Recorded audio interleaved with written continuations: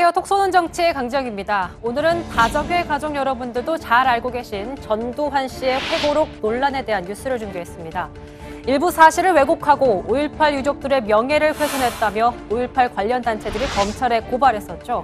전두환 씨 측은 문제가 된 내용 일부를 삭제하고 다시 출간했지만 검찰 수사 계속되고 있습니다.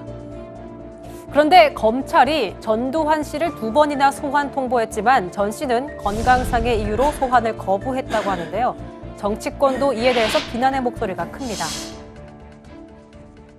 어떤 참여나 반성도 없이 여전히 자신을 미워하고 광주의 피눈물을 외면하는 행태에 말문이 막힐 정도입니다. 그러자 전두환 씨는 진술서를 제출했습니다.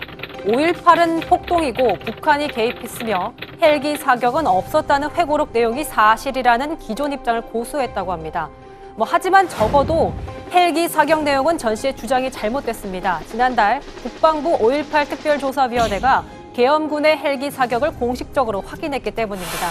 검찰은 불출석의 사유를 살펴보고 다시 소환할지 여부를 검토하겠다고 밝혔습니다. 이런 가운데 지난 10일 국립현충원에선 고 안병하 경무관에 대한 치안감 추서식이 있었습니다.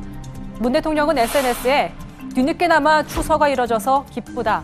안병하 치안감의 삶이 널리 알려지길 바란다고 글을 올렸습니다. 고 안병하 치안감은요, 5.18 민주화 운동 당시에 전남도 경찰국장으로 재직했었는데 시민들의 희생을 우려해서 경찰관의 무기 사용과 과잉 진압을 금지했습니다. 시민에게 총부리를 겨눌 수 없다던 그는 신군부에 잡혀가 고문을 당하고 후유증으로 1988년에 숨졌는데요. 그런데 전 씨는 회고록의 글을 이렇게 묘사했습니다.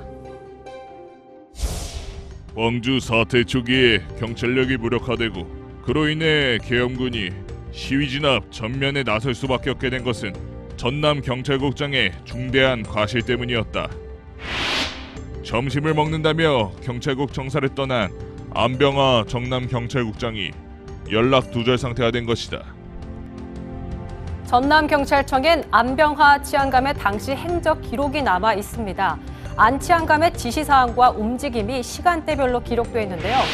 상식적으로 점심 먹으러 나간 사람이 이렇게 일일이 시간대별로 지시사항을 적을 수 있었을까요? 안 치안감의 유족들은 안 치안감은 경찰로서 자기 임무에 충실했을 뿐인데 고문까지 당했다고 회고했습니다. 전형적인 경찰 공무원이라고 생각해요. 오로지 자기 임무에만 충실한 일이었거든요.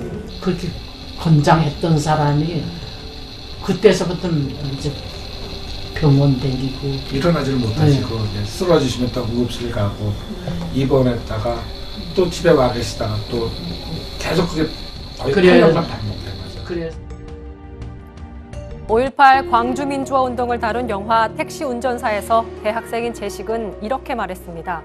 우리들도 왜 그러는지 모르겠어요 라고요. 안병하 치안감의 부인도 같은 얘기를 했습니다. 그때 밤에